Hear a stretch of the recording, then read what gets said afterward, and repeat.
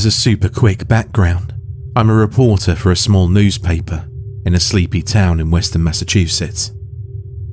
I've seen some strange things, which I wanted to share with you.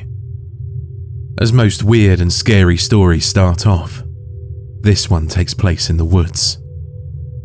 If you're not familiar with Western Mass, it's quite different than the rest of Massachusetts near Boston and along the coast. When I say different, I mean the complete opposite. Most of the area I live in is made up of small towns, winding roads and woods. Lots and lots of woods. In our town, we have quite a few popular wooded areas, but none quite as notorious as the northern woods. From afar, they don't seem much different than other woods. There are lots of trees, some hiking trails, and the constant threat of getting lost overnight. That's not too different than most towns' wooded areas, especially the farther away you get from the city. The thing about the northern woods is, there are a few really odd stories that come out of there. Some of these include people claiming to hear classical music playing all around them, even when they're miles out from civilization. Every story is the same, in that the music begins quietly at first when they're far out into the woods, and slowly builds until it's all around them and impossible to ignore. And just like that, it will disappear. Another local legend revolves around different people going out for hikes in drastically different zones of the woods, and coming back talking of finding trees holding spotless portraits of people they didn't recognize. Each story tells of the same sight. A grouping of large pictures, painted of unknown people from a previous century, all in golden trim frames. I've never personally encountered either of these, but wanted to mention them nonetheless. There is one old story about the northern woods I do know to be true, though I wish it wasn't.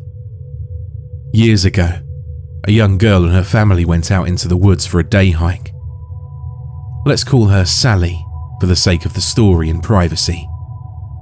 Sally and her family were locals from a few towns over and loved to hike around the trails in the area. The trails in the northern woods were a place her parents hadn't yet explored, so they took their young daughters for a walk one day in the summer, as children are wont to do. Apparently, 9-year-old Sally wandered off while her parents were tending to her younger sister during their picnic lunch. Although they'd only been busy for a few moments, by the time they realised she was missing, Sally was long gone. After an hour or so of searching, they contacted the authorities. A large-scale manhunt ensued, bringing in many members of the town to look for Sally, but to no avail.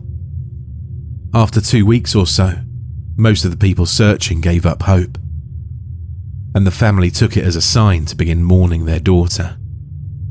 That didn't mean the townspeople forgot, however. 1 year later, on her birthday, which as it so happened was around the time of her disappearance, a few of the more spiritual townsfolk got together and brought a handful of dolls to the woods for Sally's spirit. They left them by the area she went missing as a token of their love, and in hopes that if she was still lost in the woods, she'd have some company now. Rumour has it, they also partook in some kind of ritual, though no one I knew in the town would elaborate on that part. A few days later, when one of the locals were hiking through the woods near where they left the dolls, they were surprised to find them all gone. Assuming it was local kids taking them as a joke, the woman came back in a rage and made a bit of a scene to the families of the few local teenagers. Only, none of them seemed to have the dolls, or even knew they existed for that matter. And one was even quoted as saying that would be a mean trick, even for them. Flash forward a couple of years, and stories start to circulate from people who walk deep into the North Woods. Stories tracked back of people going on hikes they thought they knew, only to somehow end up turned around on the basic trails they travelled hundreds of times. After some annoyed discombobulation, they'd come across a clearing they hadn't seen before. In the clearing would be none other than Sally's dolls. As the stories were told, the dolls were all in a line around a small table, each having their own rock to sit on. The elements hadn't been kind to the dolls, however, and they were rotten and tattered with age. They'd always be aligned, so they all appeared to be staring and waiting for the newcomer, and a solitary spot was always open at the rock table. As all urban legends go, it got darker, claiming that if you did sit in the rock and wait, Sally would show up and you'd become a part of her tea party forever. One thing all of these stories had in common was that the people who saw the table immediately left, and many got lost on their way home. When I first heard these stories, I thought they were a load of trash. Just typical small-town folklore trying to make a sad story scary. That was until another young child, this time a boy, went missing while I was living there. The story sounded familiar. A family goes out for a hike. Parents stop paying attention to one child for a while, and they disappear. Only this time, it was a little boy, and the townsfolk weren't going to let another kid go missing. Considering how the last search failed, the town went absolutely frantic. All hands on deck was called, and we even shut down the paper, well, our whole 7-person editorial team, to devote all of our time to help. It was during these searches that I first began to suspect there was a grain of truth to this story. As it turned out, Ben, as we'll call the little boy in this case, was found 2 days later. Other than having a few cuts and scrapes and having quite the appetite, he was fine. Only, the stories he told of what he saw in the woods seemed very odd. Ben, an 8-year-old boy who knew nothing of local folklore, said he left his parents because he saw a little girl. She asked him to play, and being bored of the picnic and his whining little brother, he left with her. He said she asked him to sit down at her tea party, which he did. Only when he sat down, she disappeared. When he got bored and tried to leave, she reappeared and told him she didn't want him to leave, then disappeared again. Every time he got up to walk away, she kept reappearing and bringing him back to the table again. Ben's story concluded that eventually he cried and left from the table, running forever across the entire field. He really accentuated this, which was strange because although there are some clearings in the woods, I wouldn't call any of them a field, even from an 8-year-old.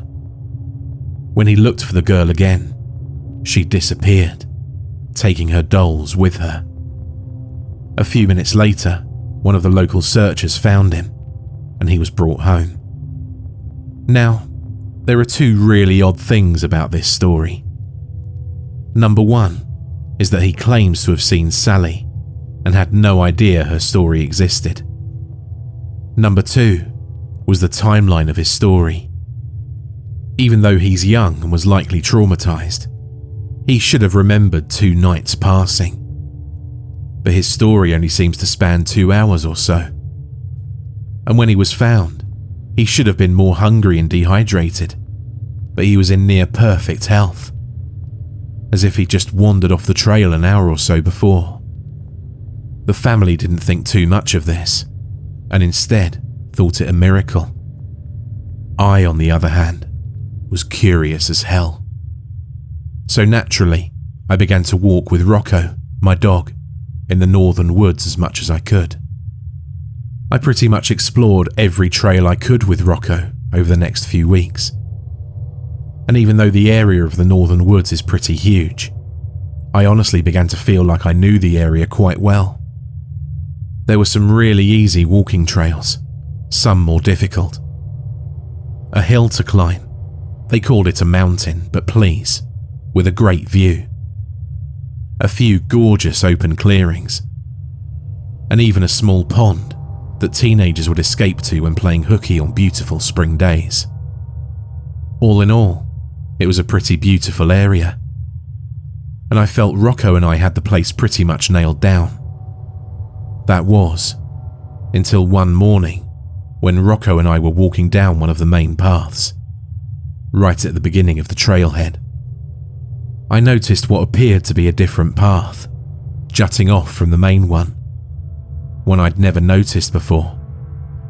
I began walking towards it and heard Rocco cry and back away.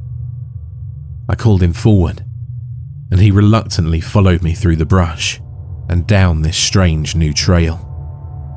We only had to walk a few minutes until we suddenly came to a clearing that seemed to come out of nowhere, and was one I'd never ever seen before. I stopped just at the edge and had a very odd feeling. Then I listened. No birds chirping, no bugs, and no sounds of animals sneaking through the underbrush. The spot was just about dead silent. Just as I was about to make a note to Rocco about the silence, I heard a little cry from him. I looked over and saw him looking intently across the clearing. Therein, between a few trees and open in the sunlight, was a small table surrounded by 6 or so rocks. Each rock had an old, decrepit doll on it, save for one, and each of the dolls were positioned as if looking at me and Rocco, waiting for us to join them. Normally, I like to think of myself as a pretty brave fellow, but this was a bit much. There was something about the placement of the dolls, and the fact I swear I didn't see them when I first walked up to the clearing, that utterly freaked me out. I've seen enough horror movies by now to know that the overly curious guy who plays with the ghost dolls tends to end up dead. So I turned on my heels and started to walk away. I didn't even have to call Rocco. The moment he sensed I wanted to leave, the poor little guy was halfway back up on the trail. I swear, though, that on our way back, I could hear the faintest sound in the background of a young girl crying. Even through my adrenaline-surged fear, it did break my heart a bit. It didn't feel menacing. It didn't even sound like a trap. It just sounded like a sad little girl. The one time I tried to stop and listen, I got a quick bark and cry from Rocco, so I resumed my journey home. By the time we got back to the main trail, I noticed something odd. It was dusk. We began our walk at around 7:30 a.m, and it only took us around 15 minutes or so to find the new trail. Then 20 minutes max to walk down that. Then some more time to explore the clearing. Yet somehow, almost 12 hours seemed to have passed. I checked my watch, and it read the time I was expecting, around 8:45. Besides the fact I was annoyed I had literally wasted an entire day in but a matter of minutes, this definitely added to the curiosity of the situation. This was strange. This was very, very strange. But considering the weird tea party from hell I'd just found, it definitely took second place in the weird race of the day. That entire night, I couldn't get that quiet, sad cry out of my head. I also couldn't shake the feeling of loneliness the clearing had. It didn't even have a single bird to break the silence. I knew eventually I was going to have to go back there. Only next time, I'd need to be prepared. Fast forward a couple of completely normal weeks, and I felt like I was ready to try this again. I'd made my preparations, and felt like enough time had passed that when I saw this thing again, I wouldn't crap my pants. I packed up the car, grabbed Rocco's leash, and off we went. This time in our journey, the hidden trail wasn't so easy to find. I know exactly where it was last time, yet during this visit, it was inexplicably gone. Although I couldn't explain it at the time, I figured I must have made some miscalculation. And Rocco needed a walk anyway, so we just travelled our usual trails. I know most people would say finding that paranormal trail was a once-in-a-lifetime thing, but I really did feel like I was meant to find it again. I felt like whoever was there wanted me there. I just had this gut feeling I'd get there. I also realised most people who'd experienced this and had a sensation that the creepy place wanted you to return would probably do their very best to never return. But hey, I'm a curious writer, guilty as charged. About an hour and a half into our walk, and far from the original entry point, I spotted it. There, behind a fallen tree on the opposite end of the woods, was this same exact hidden trailhead I found before. I began to walk down the trail, and Rocco was having none of it. He whined and cried, and even sat his doggy behind on the ground and wouldn't move. After a few minutes of calling, pulling on his leash, and an extensive amount of dog treats, he followed me, reluctantly, down the path again. It was at this moment I really began to wish I'd brought a friend. I mean, I had Rocco, but he wasn't a very large dog. And if I ever wanted to tell this story, he wouldn't be able to give his first-hand account, unless I called the dog whisperer, that is. But this thought was fleeting, because just as I realised how big a mistake it was to go at this alone, I heard Rocco's cry and felt him hide behind my legs. There was the small clearing in the woods. What was strange is it genuinely appeared to come out of nowhere. 1 second, I was walking down this path, surrounded by trees. Then I looked down to see what Rocco was up to, look up, and bam, I'm at the edge of this clearing. And like last time, right in the centre, was a small table, surrounded by 6 or so rocks, miles from where I'd originally found it. On all but one were seated dolls, their clothes torn and dirty from years in the wilderness, and their hair was matted and their eyes blank. This time, I walked towards the little table. I noticed the silence again and could hear my heart beating in my chest. I began to realise that my plan was amateur at best. I also realised that most normal people would not do what I was about to do. I sat down at the table. Nothing happened. None of the dolls came to life and strung me up between a few trees by my entrails. And no little ghost girl came out. I waited a few moments and even called out Sally's name. Still nothing. I looked closer at the dolls and realised just how old and dirty they were. They looked like they'd been out here for ages. I began to think that maybe I really did just get lost this time, and I was where I originally thought I was. The whole thing, I decided, was really just an odd happenstance of getting lost in the woods. What must have happened was some kids took these dolls when the volunteers left them and set up a tea party for the missing girl, Sally. My original loss of time could have been due to dehydration, or I could have even passed out or something. I laughed to myself, calming down and feeling pretty dumb that I actually believed that, I don't know, a ghost girl would show up, or these dolls would either kill me or want to talk politics or something. I got up, and as I did, I took out what I'd come prepared with. A brand new doll that I'd purchased at the toy store a few towns over. As I turned to leave, I placed her onto the extra rock, now empty since I'd left it. She looked so out of place next to these aging dolls. her clothes still clean and the dyes in her fabric still vibrant. I'm not entirely sure what was going through my head when I decided to do this, but the thought of this little girl's ghost out here alone, stuck with old toys, was absolutely depressing.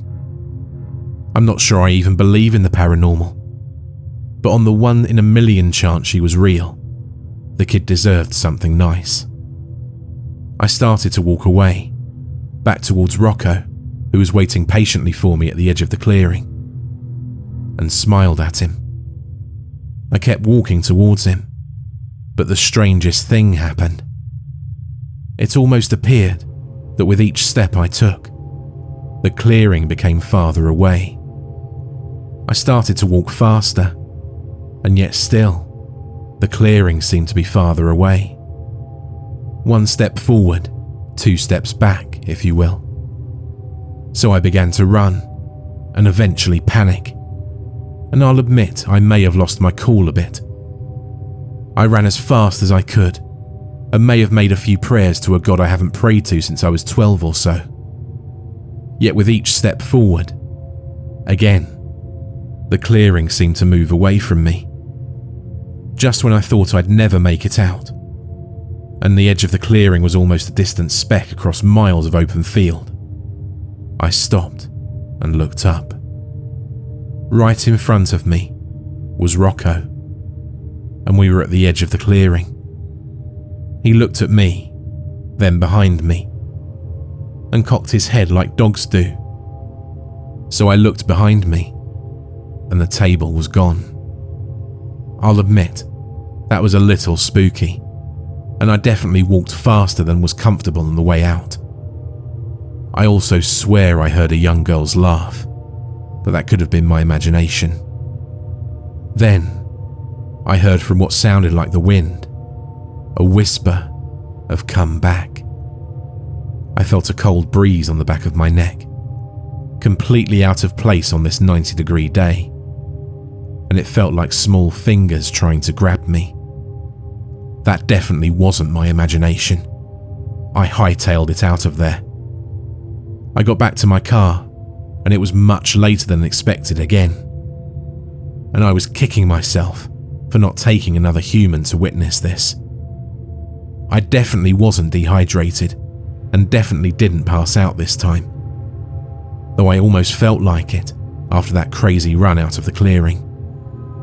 That night, I slept with most of the lights on, and Rocco never left my side. I made plans with a friend of mine from college to meet up for breakfast, promising to tell him an interesting story. The next morning, I woke up, got ready, and walked out of my house. I almost didn't see the message at the end of my driveway as I walked to my car, but when I did, my blood ran cold. There, scratched in the dirt as if with a stick, written in the half-backwards handwriting of a child, was a message. "Thank you, sir, for the dolly, and for coming to my tea party. Next time, we'll play longer." Needless to say, I haven't gone back into the northern woods ever again.